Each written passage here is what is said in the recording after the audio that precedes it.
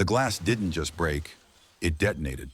One moment, 200 students were buried in finals, pencils scratching under buzzing fluorescent lights. The next, chaos consumed the lecture hall. Windows erupted inward, raining shards like shrapnel. 6 Navy SEALs descended on ropes, landing with a synchronicity that froze every heartbeat in the room. Desks toppled, screams ricocheted, papers scattered like falling leaves. Everyone ducked, terrified, certain this was a nightmare intrusion. But then a single command silenced the panic. A name. Spectre One. Every rifle shifted toward one woman in row 9. Not a professor, not a soldier in uniform, just Tessa Veyra, a med student, or so they thought. In that instant, the class discovered her identity wasn't borrowed. It was concealed. On the surface, Tessa Veyra was just another exhausted student grinding her way through finals week. To the classmates who shared rows of long wooden desks with her, she was quiet, disciplined, and maybe a little too precise in everything she did. Where others fidgeted with pencils or whispered curses at impossible questions, Tessa moved with an efficiency that seemed out of place in a college lecture hall. Every mark of her pen was sharp, deliberate. Every line of her posture suggested training she could never fully erase. What they couldn't see was the weight behind that calm. Her battered military G-Shock watch ticked softly on her wrist, scarred by shrapnel from Helmand Province years before. Most students wore Fitbits or digital watches that tracked steps and sleep. Tessa's watch was different. It told stories. Every scratch on its face whispered about nights under tracer fire, helicopter dust storms, and missions that ended in silence. Yet here it was, strapped to the wrist of someone solving neurobiology equations, as if its history could be hidden behind exam booklets and fluorescent light. The exam itself was symbolic.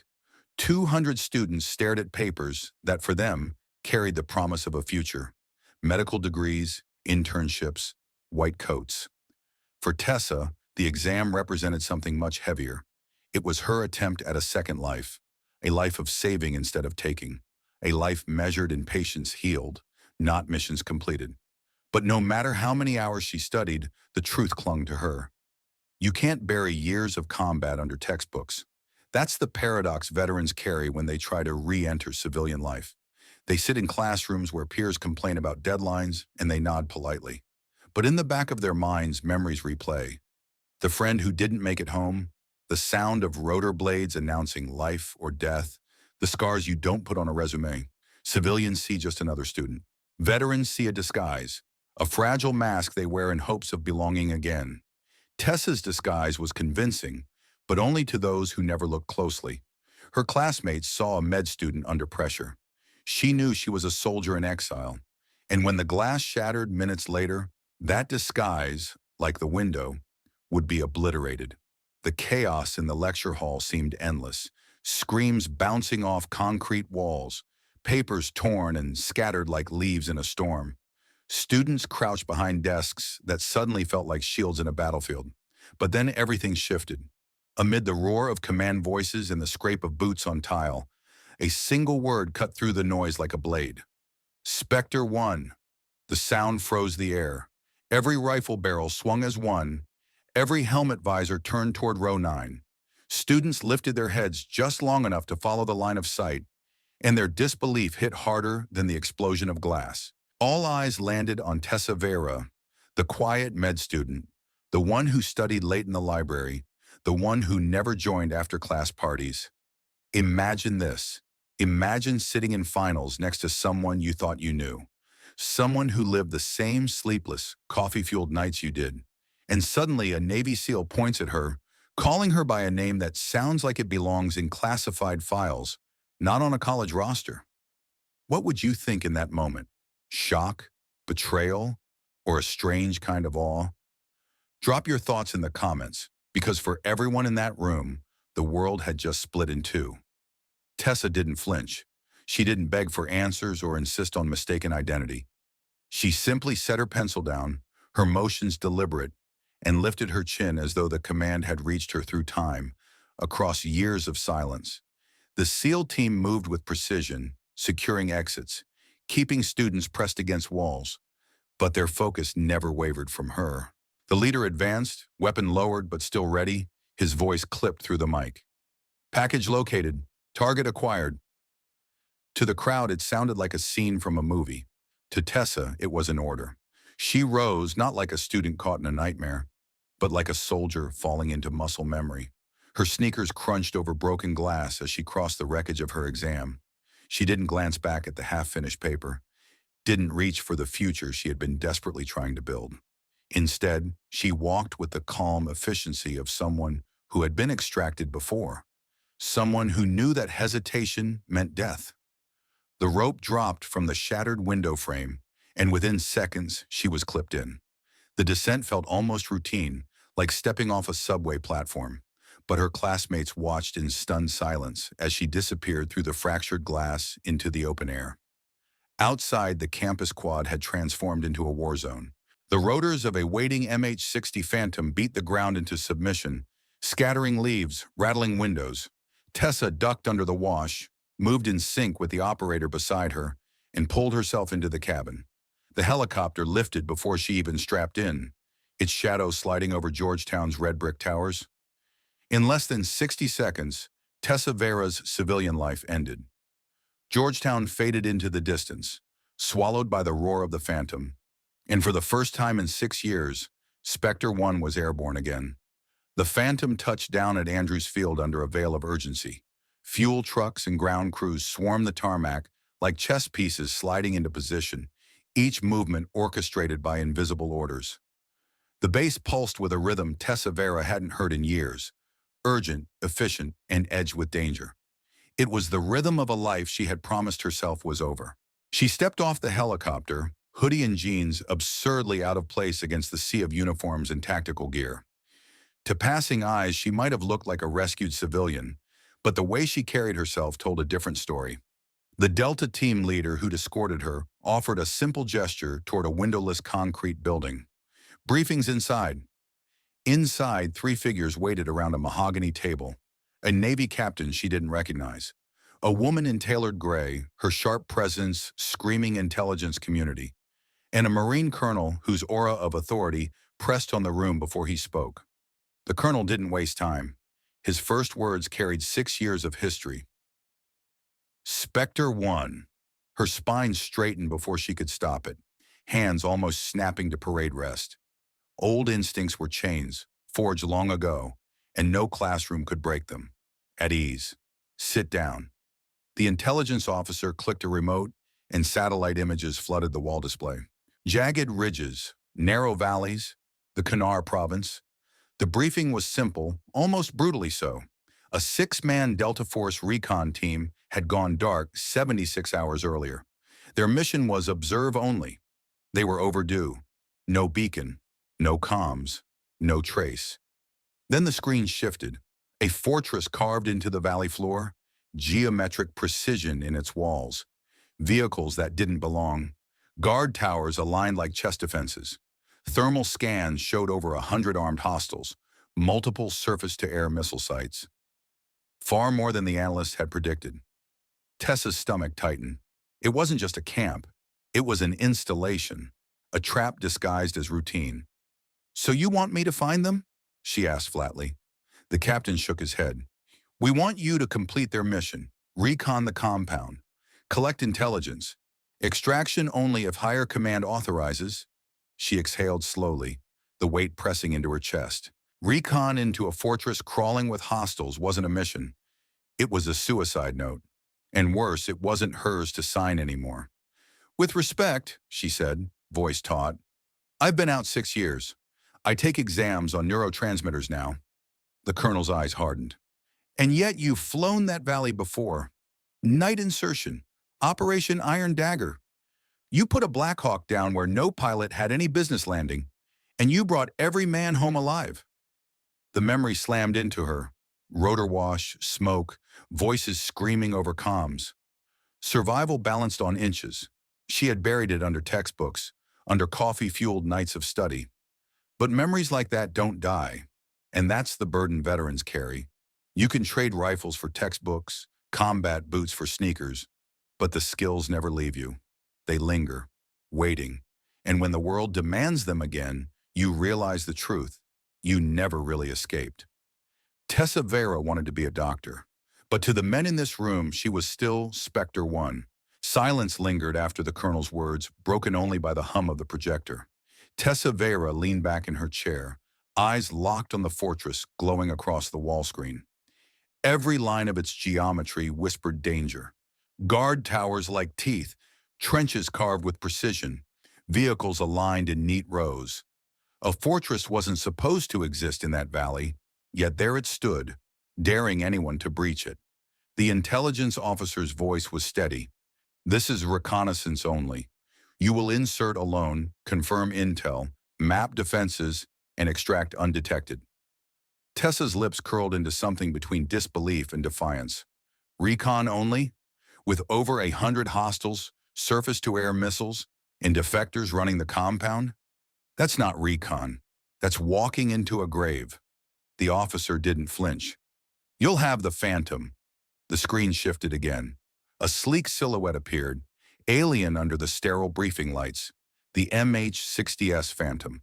Its skin was matte black, designed to swallow light. Extended fuel cells curved along its belly. Radar-absorbing panels lined its frame. No weapons visible, just silence, endurance, and stealth. It was the kind of aircraft you didn't find in manuals, the kind of project that existed only in whispers. The Navy captain spoke low, almost reverently. Low-level penetration, passive radar, extended range. It's built to disappear in plain sight.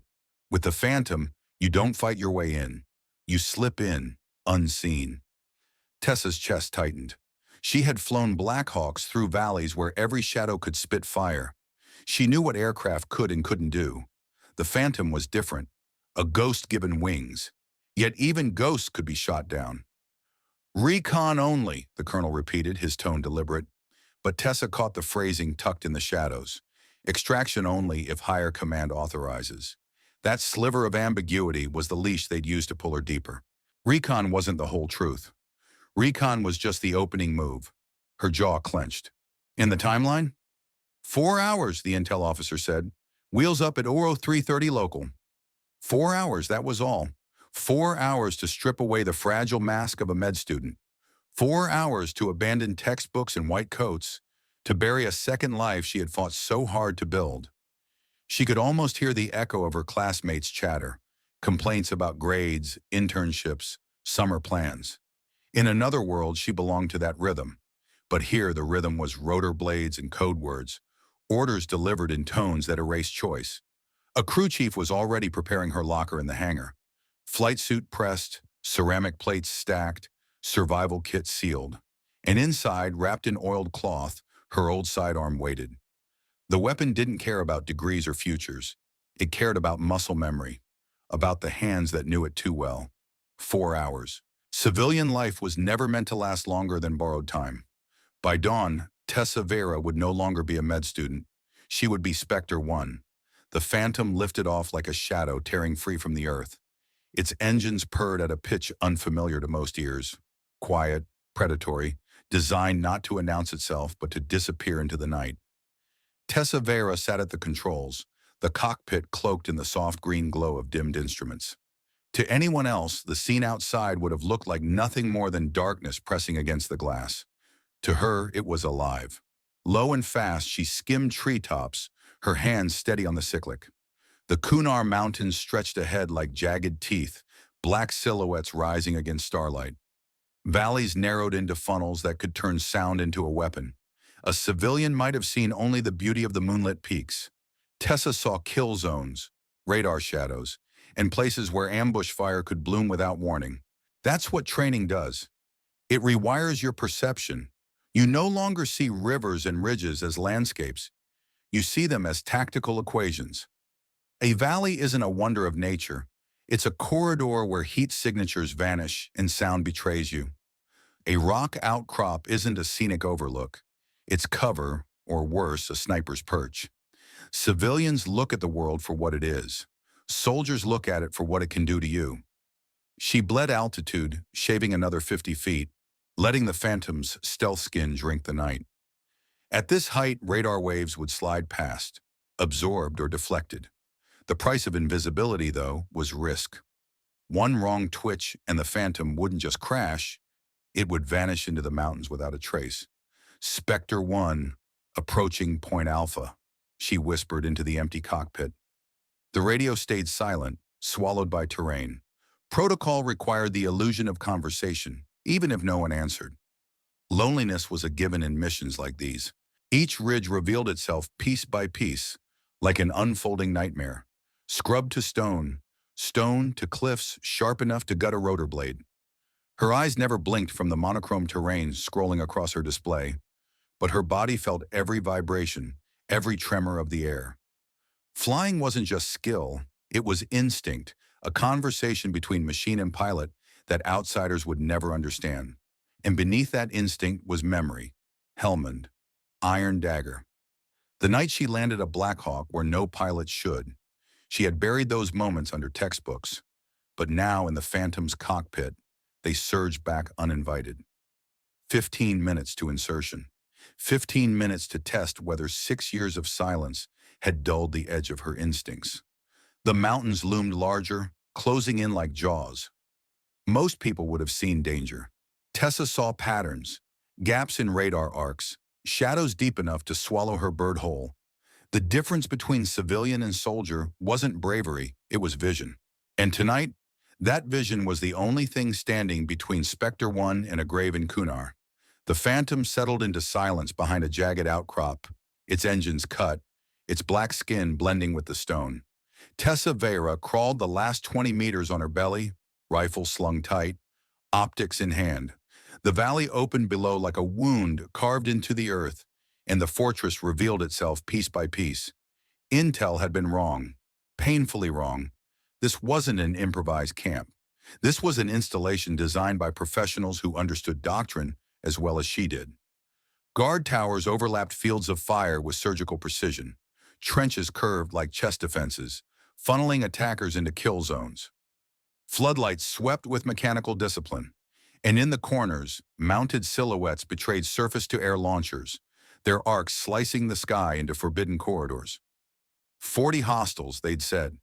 Tessa counted 60 in 10 minutes, and that was just rotation shift. Each soldier moved with economy, posture betraying training not native to the region. Their rifles weren't knockoffs. Their discipline wasn't mimicry.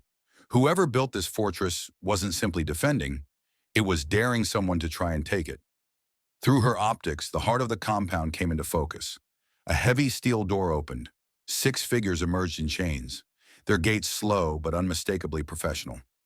Shoulders squared despite fatigue, heads held in the posture of men who had faced worse. Delta, alive. Her chest tightened, relief surged, tangled with dread. Alive meant hope, but also responsibility. Prisoners could be moved, executed, or broken for information. Time was a noose tightening by the hour. She keyed her mic, voice barely above a whisper. Overwatch, this is Spectre One. Positive ID on 6 U.S. SOF personnel. Enemy strength significantly exceeds estimates. Recommend abort of recon-only tasking. Advising tactical response. For a long moment, the mountains swallowed her words. Static crackled back, heavy as judgment. Then the voice came, clipped and final. Spectre One, Overwatch. Extraction authorized. Any means necessary. The words hung in her headset like a gavel striking stone. Any means necessary. It was a phrase that carried both freedom and damnation. She lowered her binoculars, eyes tracing the fortress sprawled below. This wasn't reconnaissance anymore. This was theft.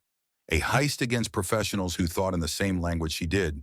Angles, timing, doctrine. Observation had ended. Combat had begun, and that shift carries weight civilians rarely grasp. Recon is distance. You watch, you count, you map. Combat is immediacy. You bleed, you improvise, you gamble. Crossing that line doesn't just change the mission, it changes the operator. You go from ghost to target, from witness to executioner. Tessa exhaled once, slow and steady, her pulse settling into combat rhythm. The fortress looked impregnable. Every defense had been calculated to crush intruders, to erase them from history. But every system has a flaw, and tonight, Spectre One would have to find them all. before the valley found her. The valley held its breath as night deepened. Tessa Veyra slid from shadow to shadow, every movement measured, every pause calculated. Her boots whispered against the dirt as she crept toward what looked like a fracture in the rock. At first glance, it was nothing more than a crease, a natural imperfection in the mountain wall. But the map in her head told a different story. It was the mouth of a tunnel, an artery that fed the fortress from within. She waited for the rhythm of the guard rotations, counting seconds the way soldiers count heartbeats. Then she slipped inside. The air changed instantly, sterile, heavy with the stench of machine oil and disinfectant.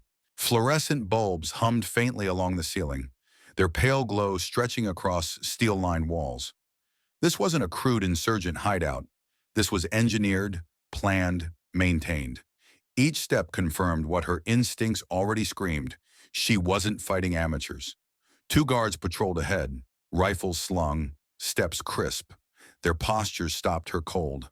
No sloppiness, no wasted motion. They moved like men trained under the same doctrine she had bled under. Americans. The realization clawed at her chest, but hesitation meant death. She closed the distance in silence, slid an arm around the first guard's throat, locked her hold, and dragged him into the shadows. He collapsed without a sound. The second turned, eyes widening, rifle lifting. But she struck fast, driving her blade into the seam of his armor. He folded, body lowered gently to the floor before his weapon could clatter. Her pulse stayed steady, but inside unease gnawed. These weren't insurgents improvising defenses in a forgotten valley. These were defectors, soldiers who had once sworn the same oath she had. Fighting them wasn't combat, it was betrayal. She pressed deeper, corners turning like Russian roulette. Every right angle a gamble, every flicker of light a possible alarm. She breathed slow, keeping her weapon ready, ears tuned to the hum of the fortress. And then she saw them. The detention block stretched like a corridor of shadows. Heavy bars lined both sides. Inside, 6 figures sat shackled, heads lifting as her presence broke the monotony of their captivity. Recognition sparked across haggard faces. Soldiers broken, but not beaten. Delta. Extraction, she whispered, her voice carrying the weight of a promise. We're leaving now. The team sergeant stepped forward, chains rattling. His voice was hoarse but professional. Ma'am, we're mobile. What's the plan? She cut through his restraints with practiced speed, steel snapping under her blade. Same way I came in. Stay close. Stay silent. But deep down, Tessa knew plans rarely survive first contact. Somewhere above them, alarms were waiting to scream. Somewhere in the tunnels, defectors were ready to hunt. The fortress wasn't built to be escaped. And yet here she was, Spectre One, back from exile, guiding 6 men through shadows toward freedom. The tunnels betrayed them first. Just as Tessa and the rescued Delta operators reached a junction, the stairwell above erupted with shouts. Flashlights stabbed the dark, boots pounded steel, and voices barked orders in English, American English. That single detail cut deeper than the echo of gunmetal. The defenders weren't foreign insurgents. They were brothers turned predators, defectors who had sold their skills for a darker cause. Move! Tessa hissed, shoving the operators forward. Muzzle flashes cracked down the corridor, sparks spitting off concrete as rounds chewed the walls. The narrow tunnel became a coffin waiting to be sealed. Delta stacked tight, weapons lifted the moment their chains fell away. Even half-starved and bruised, their instincts roared back. Tessa took rear guard, her pistol barking precise rhythm. One shot, one collapse. Each trigger pull opening precious seconds. But the stairwell was collapsing with enemy bodies, more flooding down than she could ever stop. Training overrode fear. She pivoted, mind slicing through options, and saw it. A service tunnel branching toward the motor pool. Risky, loud, but it led to the only chance they had. This way, she snapped, leading them into the dark. The motor pool yawned open, cavernous, lit by flood lamps humming against the concrete. Vehicles lined the bay, trucks, jeeps, and then Salvation. An armored personnel carrier, fueled, engines still warm, keys dangling from the dash like a dare. "Load up!" Tessa barked, diving behind the wheel. The men piled in, weapons ready. Sirens wailed as floodlights spun toward them. The engine roared awake, thunder swallowing the alarms. Tessa jammed the throttle, and the APC lunged forward like a beast unchained. Gunfire rattled its armor, ricochets sparking in white arcs. She slammed through barricades, concrete splintering under the vehicle's mass. The fortress came alive, hornets from a shredded nest. Towers spat muzzle flashes, missiles armed in distant bays. But momentum was its own weapon. The front gate loomed, bristling with steel teeth and reinforced beams. Tessa gunned the engine, jaw clenched, and the APC hit with bone-shaking force. Sparks and fire erupted as the gate exploded outward, shards raining across the valley floor. Behind them, headlights multiplied, pursuit vehicles howling to life. Ahead, cutting through smoke and chaos, the silhouette of the Phantom waited, rotors clawing the night. "Where the hell are we going, ma'am?" the sergeant shouted over the roar. Tessa's eyes locked on the ridge. "Home!" The APC skidded to a halt at the extraction point, hatches blown open as Delta operators sprinted for the helicopter. Gunfire stitched the earth around them. Tessa covered their retreat, her weapon spitting flame until the last man was aboard. Then she leapt, catching the Phantom's doorframe as the bird clawed skyward. Tracer fire chased them into the night, missiles locking, the overloaded helicopter straining past its limits. Yet somehow, impossibly, they lifted free. And that's the truth of survival. It isn't neat strategy or perfect planning. It's improvisation under fire, turning chaos into momentum and gambling everything on instinct. Spectre One had gambled, and for now the table was still hers. The Phantom clawed skyward, its rotors screaming as though the air itself resisted. 7 souls weighed it down. 6 rescued Delta operators and 1 pilot who hadn't flown in 6 years. The helicopter was built for stealth, not for mass evacuations. Every gauge bled into the red. Every vibration whispered the same truth. This bird wasn't meant to carry them all. The fortress behind erupted in fury. Tracer fire tore across the night sky, red streams reaching like claws. Vehicles poured from shattered gates, headlights blazing, weapons mounted, missiles armed, locking onto the heat of their engines. Most pilots would have pulled back, hunted for altitude, prayed for speed. Tessa Veyra did the opposite. She dropped lower, skimming treetops, letting the Phantom melt into the geography. The Kunar Mountains became her shield, their ridges hiding her from radar, their valleys swallowing sound. Inside the cabin, the Delta operators clung to the benches, silent. They didn't shout. They didn't plead. Warriors knew when their lives balanced on someone else's hands. And in this moment, all 7 depended on the unshakable calm of one woman. Tessa's eyes never left the instruments. Her hands danced across the controls with muscle memory reborn. She shaved altitude foot by foot, threading the helicopter through valleys sharp enough to shear a rotor blade. One wrong calculation, and they wouldn't die from enemy fire. They'd be scattered across the mountainside. But her voice, when it came, was steady. Spectre One, approaching Bravo Ridge. She spoke not to reassure, but to anchor herself, to frame chaos in protocol. That's what true strength looks like. Not absence of fear, but mastery over it. Every instinct screamed at her to panic, to yank the stick, to claw for the open sky. But strength meant refusing to yield, refusing to let fear write the ending. Engines groaned, coughing under strain. Warning lights flared amber, then red. Fuel numbers whispered impossible odds. Behind them, headlights still surged across the valley floor, but distance widened. Momentum, not power, was their weapon now. A missile lock screamed across her headset. Tessa banked hard left, pressing the Phantom into a canyon wall so close the skids brushed stone. The missile streaked overhead, detonating in a flare of light that painted the valley crimson. She didn't celebrate. She simply leveled the bird, breath even, eyes locked on the horizon. Each mile dragged them closer to friendly radar. Each mile also gnawed at the Phantom's strength, its airframe rattling as if it too fought to survive. And yet, impossibly, the bird held, because its pilot refused to quit.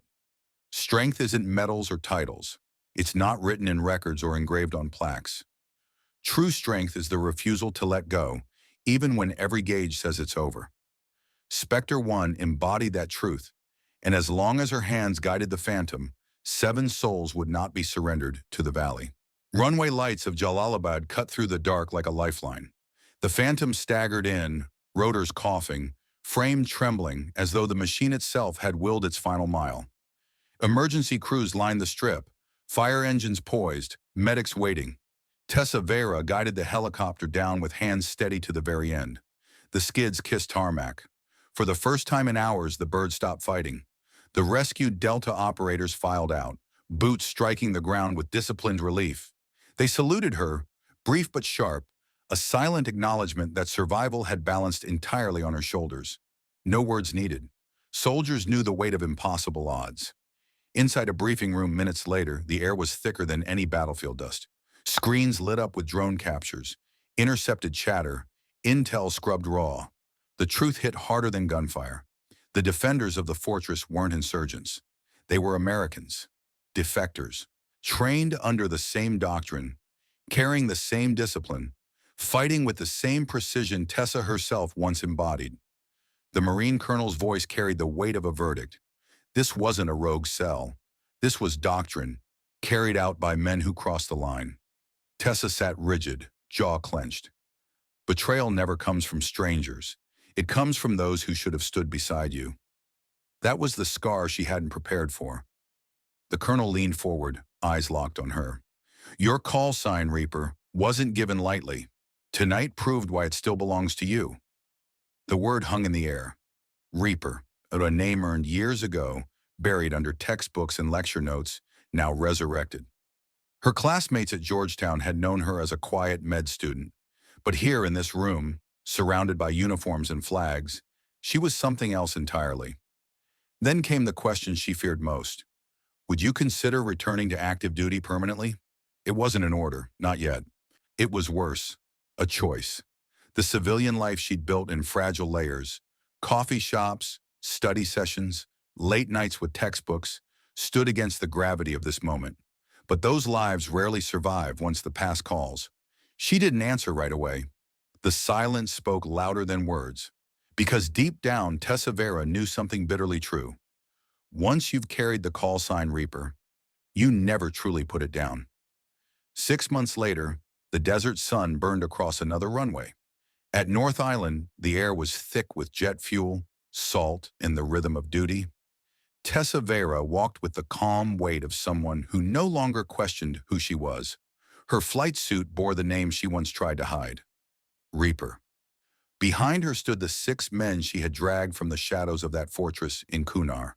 No longer prisoners, they now stood ready at her side.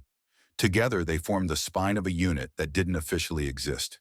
There were no insignias, no records, no public ceremonies. They were ghosts, sent where headlines could never follow, solving problems no one could admit existed. Their helicopter waited in silence, its matte black skin blending with the hangar's shadows. In that silence, Tessa understood the truth. She had tried to escape, but some callings refused to die. Hidden strength is not a burden you can discard. It waits quietly until the world demands it again. For Tessa, her second life as a med student was never wasted.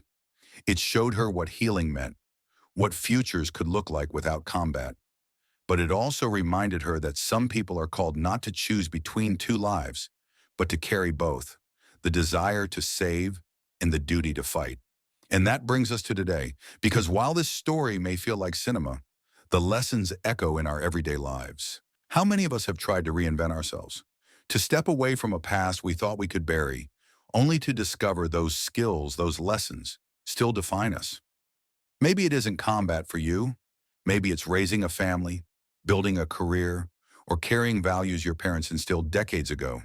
We don't truly escape who we are. We adapt. We carry those hidden strengths forward into boardrooms, classrooms, communities. The cost of service is real, whether it's military or simply service to others. And the question Tessa faced is one we all face in some way. When duty calls, do you walk away or do you answer?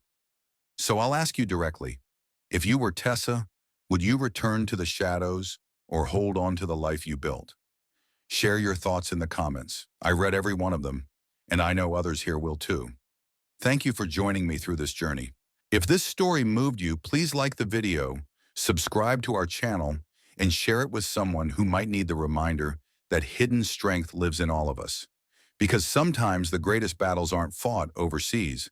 They're fought quietly in our daily choices, in how we carry our past into the present.